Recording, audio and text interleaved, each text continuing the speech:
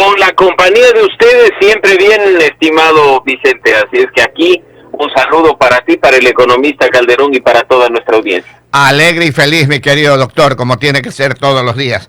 Para atrás ni para coger impulso, mi querido doctor.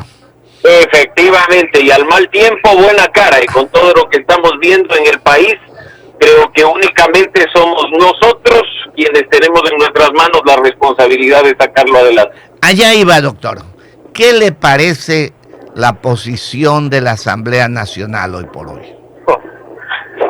Ay, qué triste es ver que el órgano de representación por excelencia, el que los ecuatorianos elegimos para legislar y fiscalizar, que para este periodo además pusimos caras nuevas, algo más de ganas en un cambio, empieza a decepcionarnos desde los primeros días. El hecho de escuchar denuncias de manera tan continua durante estos poco más de 120 días en funciones es no solo frustrante, sino la muestra de que nuestra política nacional, las organizaciones políticas, tienen serias fallas que afectan la democracia y, por supuesto, como he dicho, la representatividad de los ecuatorianos, ¿no? La corrupción está tan permeada a nivel sociedad, lamentablemente, que quienes están en la Asamblea Nacional resultan ser un fiel reflejo de lo que está ocurriendo a nuestro alrededor. Lamentablemente es una gran verdad. Ahí viene la pregunta del millón, mi querido doctor. ¿Qué hacer a esto? Cada día esto lo tenemos como ejemplo para nuestra juventud. Si nosotros comenzamos a observar la mayoría de personas que están manejando el país desde hace unos 20 años para acá, ¿qué ejemplos han tenido? Y de los últimos 10 años que sabemos del correísmo y con todo lo que estamos viendo, ¿qué ejemplo le estamos dando a nuestra juventud, doctor? Sí. La política siempre ha tenido problemas. Nadie dice que hay épocas en las que todo ha sido perfecto, pero al menos no hemos vivido una situación tan crítica como la reportada en las últimas semanas, meses y diría años recientes, además. En ese sentido, creo que hay mucho trabajo por hacer al interior de los partidos y los movimientos políticos, indudablemente, pero lo que más me preocupa en lo personal es que se crea, Vicente y amigos, que todo pasa por reducir el tamaño de la asamblea o por convertirla en bicameral, algo que si es que no mejora de origen en cuanto a la calidad de la representación, simplemente será la misma pestilencia con otro aroma, con otro nombre y nada más. En ese sentido, pues, el trabajo mayor creo que lo tenemos los ciudadanos, como lo dije al inicio, en el sentido de que en este momento quienes fiscalizamos a nuestras autoridades somos nosotros. Son ustedes a través del periodismo y del periodismo de investigación quienes nos han dado a conocer situaciones tan tristes como los alojamientos de 400 y pico de dólares o las habitaciones de 300 y tantos dólares, cuando eso incluso vulnera las propias normas de viáticos, de alimentación de la Asamblea Nacional. Es gracias a ustedes y a la cobertura de eventos, por ejemplo, que pudimos escuchar esa bendita frase que hoy está más latente que nunca, de que si roban, roben bien, pues para que después no haya que verles hasta las costuras. Así es que el mayor trabajo, la mayor responsabilidad recae en nosotros, ya no solo en elegir a las mejores personas para ocupar un espacio de representación, sino en fiscalizarles permanentemente y estar pendientes de todo lo que hacen en el ejercicio de sus funciones. De ahí viene la pregunta. ¿Es conveniente tener 2 cámaras? ¿Es conveniente reducir el tamaño de la asamblea? Mi pregunta, Vicente y amigos, es ¿para qué? ¿Solucionamos los problemas de calidad legislativa reduciendo el número de legisladores? ¿Solucionamos los problemas de fiscalización estableciendo 2 cámaras? ¿Eliminamos la corrupción política reduciendo de 137 a 75 el número de legisladores? No, esto no es otra cosa que un arreglo de fachada. Es casi como que el día de mañana ustedes y nosotros nos ponemos de acuerdo para ir con un poco de pintura y cambiarle de color al edificio de la Asamblea Nacional. No soluciona soluciona en nada el problema de fondo, que es la calidad de políticos que tenemos. Y no quiero generalizar, porque esto es muy importante, y creo que los ecuatorianos responsables no podemos ni debemos caer en la generalización, porque hay buenos cuadros al interior de la Asamblea que intentan hacer bien las cosas.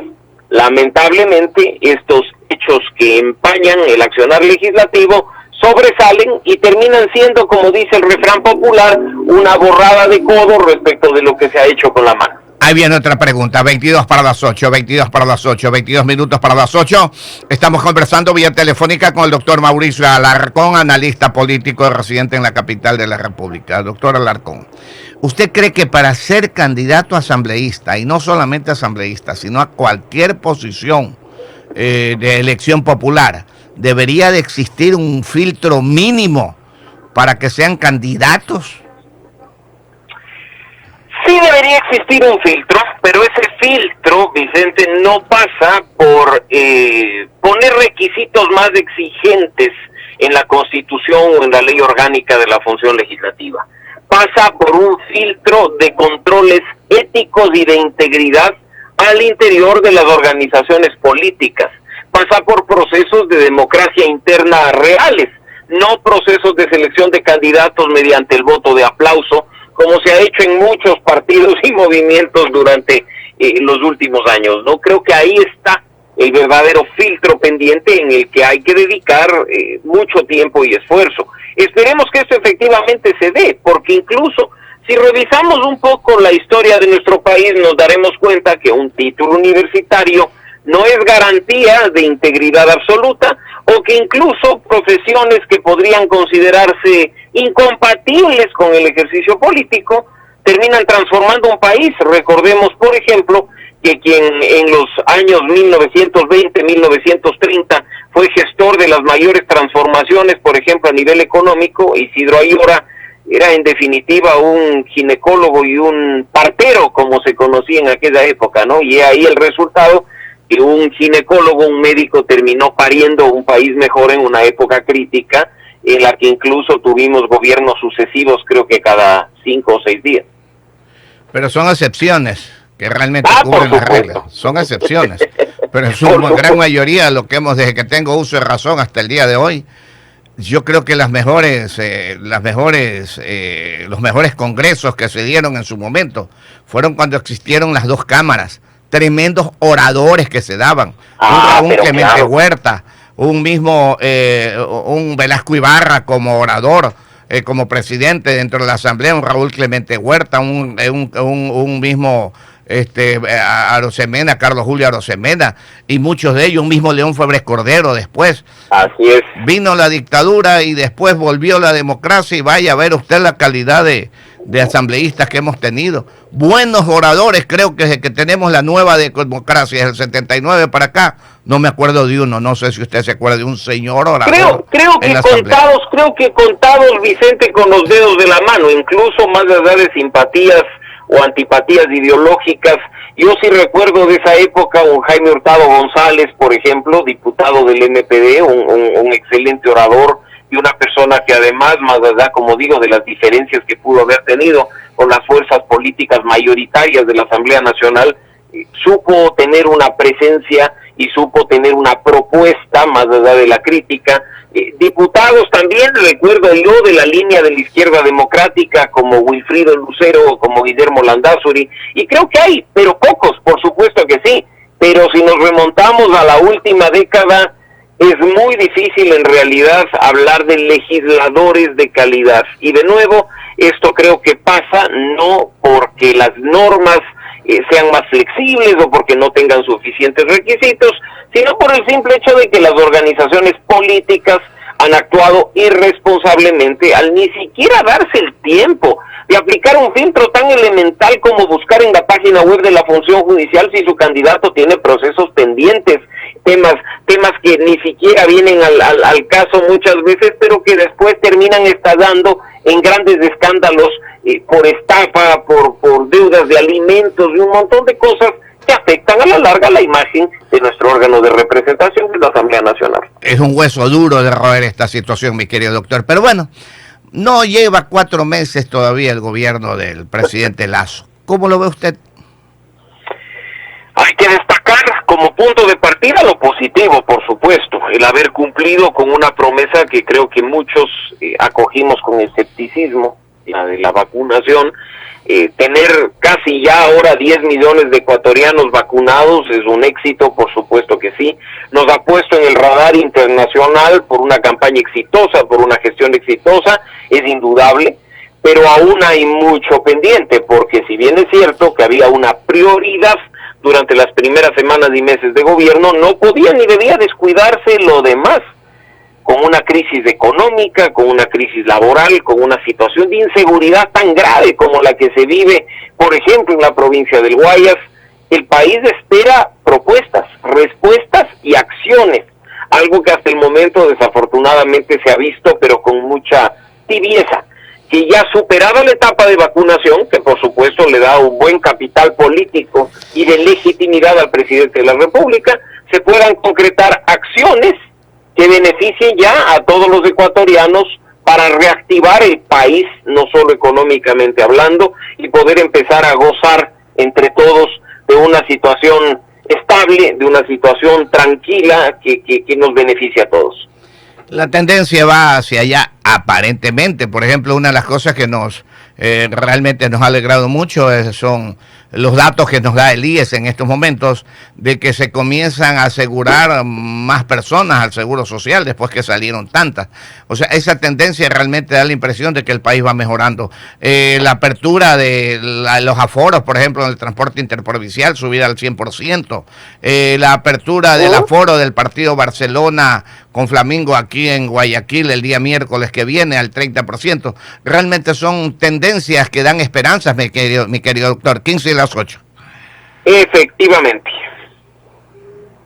Y creo que en ese sentido, Vicente y amigos, hay que por supuesto ver las acciones inmediatas, como la presentación de una propuesta de ley, de un proyecto de ley a la Asamblea Nacional que se ha anunciado este día viernes, y ver si es que efectivamente hay las condiciones de gobernabilidad en esta relación permanente ejecutivo-legislativo que permita, por supuesto, si la propuesta es buena, que sea aprobada lo antes posible para poder incentivar la generación de empleo, por citar un caso, o mover la economía a partir de inyectarle capital extranjero, que es una de las metas que hemos escuchado muy ambiciosas en el plan de desarrollo presentado oficialmente el día de ayer. Pero doctor, por el tiempo suyo, sabemos que es cortito. Mire, aquí hay una situación en lo que usted dice, la inversión extranjera. Es necesaria, definitivamente. 14 minutos para las 8 de la mañana. Cualquier persona que quiera invertir, o una compañía que quiera invertir $1,000 millones de dólares en cualquier país, y sabe que su utilidad va a ser un 10% de los $1,000 millones, $100 millones de dólares al año, por decir un número, ¿no es cierto? De los $100 millones de dólares sabe que tiene que entregar 5 para poder sacar sus 95. ¿Qué atractivo tiene eso? Y el tema no es que simplemente este país tenga el mejor clima del mundo o que seamos megadiversos, no. Perfecto lo que dice Vicente, en el sentido de que hay que incentivar no solo eliminando asuntos de corrupción, porque ese 5% probablemente no sea el impuesto de salida de divisas, Vicente, sino lo que haya que pagar en comisiones, entre comillas, a los funcionarios públicos para que te otorguen permisos o para poder obtener una licitación de obra pública. Con lo cual ya no es el 95, probablemente es el 90 o que incluso el 85.